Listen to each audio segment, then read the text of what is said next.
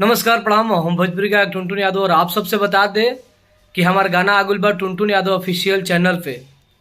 मुर्गा कौनो काटा सा प्याज कौनो छीला सा, जौन एल्बम के नाम रहला नया साल में एक एक पैक पीला सा। तो आप सब जाके सुनी जा टुनटुन यादव ऑफिशियल चैनल पे। वीडियो आयल बा वीडियो, और ढेर सारा प्यार आशीर्वाद दीजा।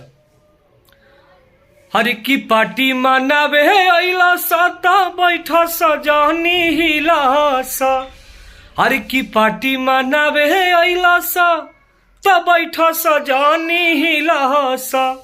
आ मुर्गा कवनो काटा सा प्याज कवनो छीला सा।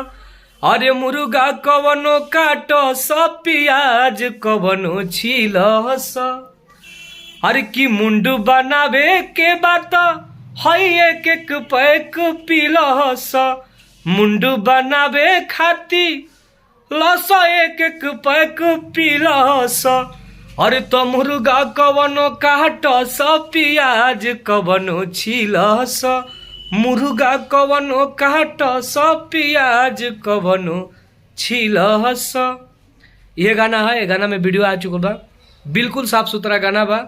नया साल पर सार्वजनिक गाना है, आप सब सुनी जा और ढेर सारा प्यार आशीर्वाद दी जा। और जाते जाते हम आप सबके ही बता दी कि हमारा चैनल बा टुनटुन यादव ब्लॉग्स। तो चैनल के आप सब ज़्यादा से ज़्यादा सब्सक्राइब करी जा और ढेर सारा प्यार आशीर्वाद दी जा। जेंगा हमारा टुनटुन यादव ऑफिशियल चैनल के आप सब देता नहीं जा, टुनटुन यादव हिट्स के देता नहीं जा। यही टुनटुन यादव ऑफिशियल चैनल के आप सब दी जा प्यार और आशीर्वाद दी जा, और ढेर सारा सब्सक्राइब करके और जल्दी से जल्दी चैनल के हमारा मोनेटाइजेशन कराई जा। Love you all. जय हो भोजपुरी समाज।